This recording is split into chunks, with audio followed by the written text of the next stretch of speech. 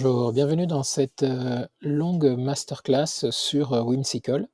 Alors Whimsical, qu'est-ce que c'est? Whimsical, c'est un outil qui permet de pouvoir faire des diagrammes et toutes sortes de diagrammes. Nous, on va l'utiliser ici. Je vais vous montrer tout ce qu'on peut faire avec Whimsical pour pouvoir documenter sa pensée, son brainstorming. Donc, on va commencer par aller voir sur le site internet.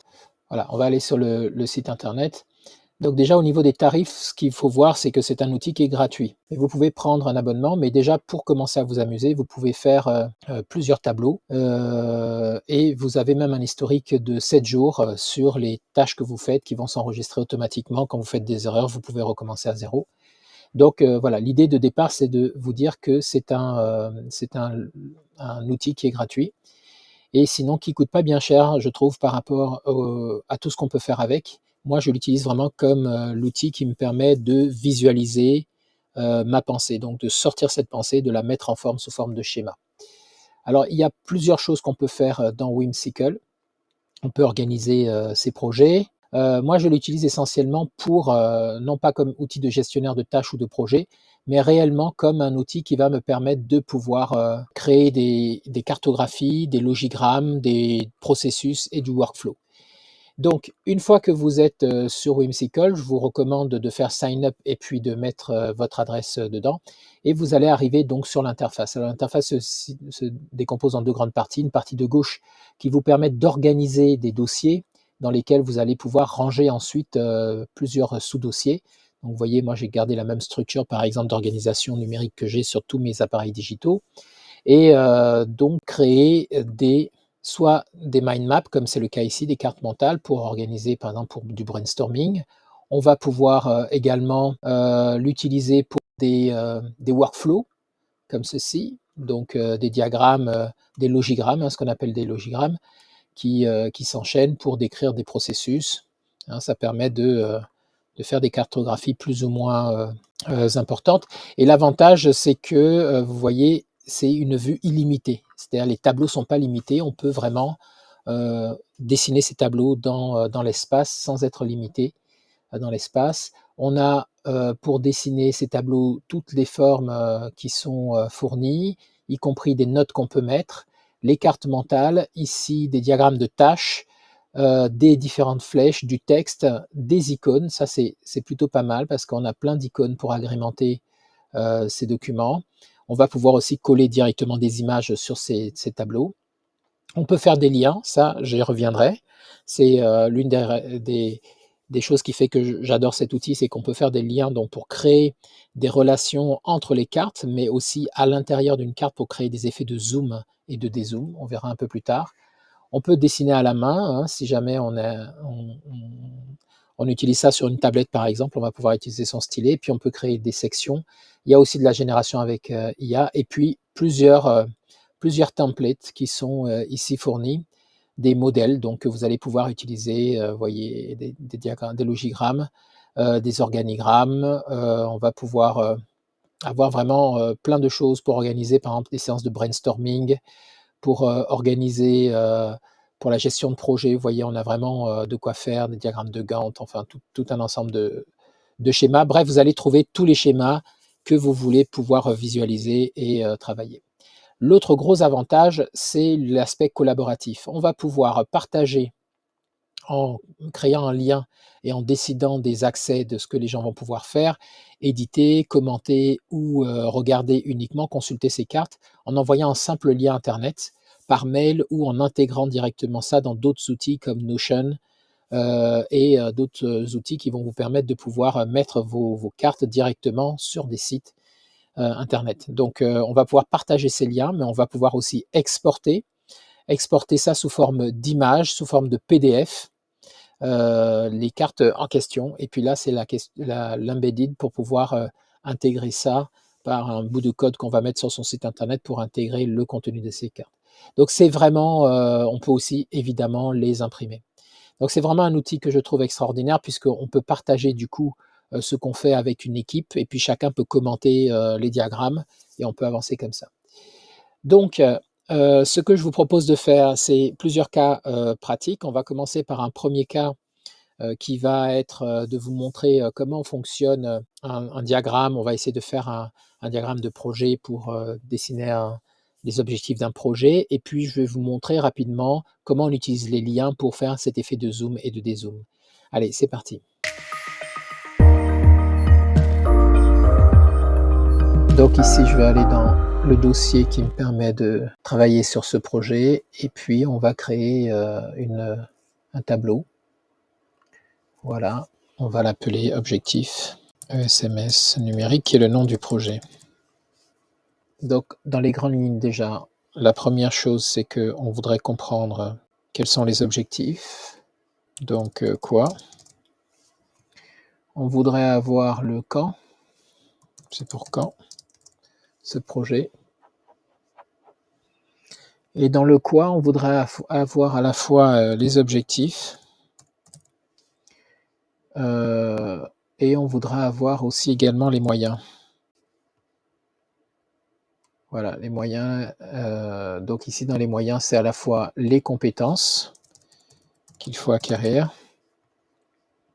Dans les objectifs, ici, c'est les livrables.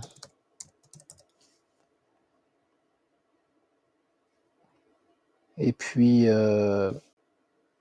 la temporalité aussi, les échéances. Livrables, les échéances. Voilà. Et puis ici, dans les moyens, on va avoir les compétences et puis les ressources humaines, donc les acteurs. Qui c'est qui va être embarqué là-dedans? Voilà, on va faire ça que ça pour l'instant. Je ne vais pas aller plus loin. On va développer au fur et à mesure. Voilà, ici, objectif, c'est échéance. On a les camps déjà, donc c'est plutôt pas mal. Donc ça fait partie de la méthodologie, mais tous les projets que je fais, je m'assure qu'ils soient alignés avec ce que j'appelle mon Ikigai. L'ikigai, c'est un peu ma raison d'être. Donc ici, je vais essayer de m'assurer de cet alignement-là. Donc je vais questionner cet alignement à un moment ou à un autre. OK? Voilà. Alors quoi? Ça s'appelle ESMS numérique. Et mon rôle, ça va être assistance à maîtrise d'ouvrage pour ce projet. AMOA. Voilà. Ce projet-là, on voudrait connaître les objectifs, donc d'un côté les livrables, les échéances du projet, les compétences à avoir et les acteurs qui sont concernés par le projet. Allez, c'est déjà pas mal. Donc ce que je vais faire, je vais prendre l'outil de capture d'écran ici. Je vais faire une nouvelle capture d'écran. Je vais venir sélectionner ça. Voilà. Et ici, donc vous voyez qu'il m'a copié ça. Je vais faire un copier et je vais venir coller ça. Ici, je vais venir coller ça comme une image ici dans mon logiciel. Ce qui me permet d'avoir une capture d'écran pour pouvoir récupérer le contenu assez facilement. Donc ici, le SMS numérique, son objectif ici, c'est d'équiper les établissements ESMS d'un dossier usager informatisé. Donc ici, on va mettre ici les objectifs, permettre aux ESMS de s'équiper d'un dossier usager informatisé. Et ça, c'est ce qu'on appelle un DUI. Et ici, les ESMS, c'est établissements et services aux établissements et services médico-sociaux. En parenthèse, ESMS. Voilà, donc ça, c'est l'objectif du projet ESMS numérique. OK. Donc, on va se mettre ça là. On va faire une flèche. Voilà. Ça, c'est l'objectif du projet. OK. Alors là, vous voyez qu'on est en train de déployer plusieurs idées. Donc, ce qui peut être utile, c'est d'utiliser ce qu'on appelle ici une carte mentale, comme ce qui est ici. Et on va copier ça dedans. Donc, projet ESMS numérique, on va le prendre comme ceci. On va le mettre ici en objet de la carte mentale.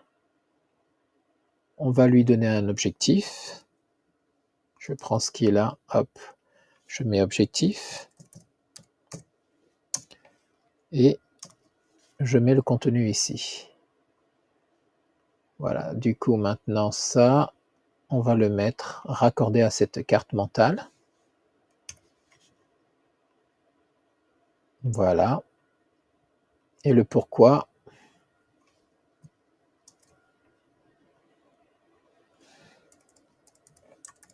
Pourquoi un DUI? Alors, pourquoi un DUI? Améliorer la prise en charge. Donc ça, on peut supprimer. Voilà, vous voyez, c'est un peu plus facile de le mettre sous cette forme-là parce que la carte mentale me permet de me retrouver dans cette disposition-là. Améliorer la prise en charge des personnes. Comment ça améliore la prise en charge? Ben, ça permet faciliter les échanges des informations entre professionnels de la prise en charge.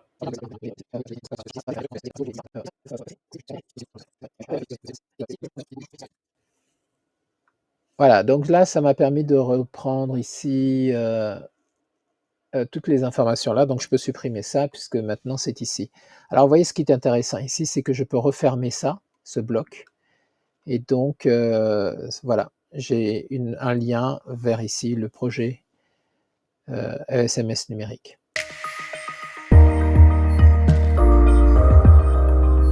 Alors ce que je peux faire, qui est encore mieux, c'est que je peux prendre ça, je peux venir ici dans compréhension, alors on va supprimer ça, pour l'instant on n'a pas besoin. Je vais créer un nouveau board ici, et je vais l'appeler ESMS numérique, projet ESMS numérique. Et je vais venir faire un CTRL-V pour coller ici. Voilà, comme ça, vous voyez, j'ai collé ici ma cartographie. Et maintenant, au lieu d'avoir cette cartographie qui est redondante ici, je vais supprimer ça. Et je vais faire un lien ESMS numérique, vous voyez, je vais faire un lien ici vers le projet ESMS numérique.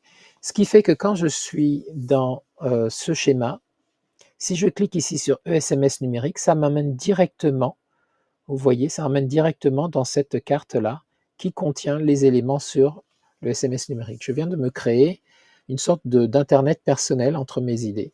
Hein. Voilà, donc toujours dans cette cartographie. Et l'AMOA, ici, il faudrait que je puisse savoir ce que c'est.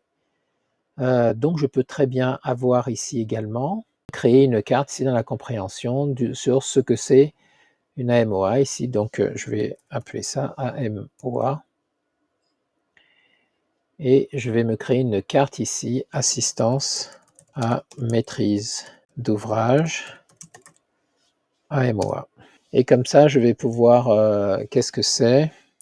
Quoi? C'est quoi sa mission? Compétences d'une AMOA, tout ça, je vais pouvoir venir décliner ça là. Et donc, si je reviens à nouveau ici, là, je vais pouvoir prendre juste ce passage AMOA, cliquer ici et venir, voilà, valider. Donc, si je clique sur AMOA là, ça m'emmène sur AMOA ici. Et si je clique sur ESMS numérique, ça m'emmène sur ESMS numérique là. Alors, ce que je peux souhaiter faire, vous avez vu, c'est que j'ai l'aller, mais je n'ai pas le retour. Hein. C'est-à-dire que quand je suis ici et que je clique sur l'un ou l'autre, ça va m'envoyer là-bas, mais ça ne va pas me faire revenir. Donc, je peux gérer ça. Je note ici que le nom que j'ai donné à ma carte, c'est objectif ESMS numérique. Donc, si je clique sur MOA, ici, je vais mettre ici retour. Schéma, je vais mettre retour, on va dire en haut. En haut, ça me permet de revenir vers le schéma principal. Et ici, je vais faire un lien et je vais l'emmener ça vers quoi? Vers mon projet, vers voilà, objectif SMS numérique.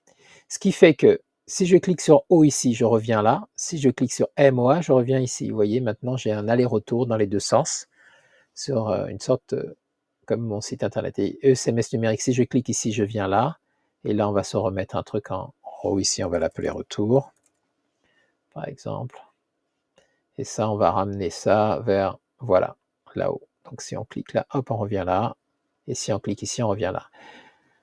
Voilà, donc ça me permet en fait de pouvoir avoir une vue qui est macro, vous voyez, sur ce que c'est tout ça, mais sans avoir besoin de surcharger mon dessin pour que je puisse garder une vue synthétique visuelle.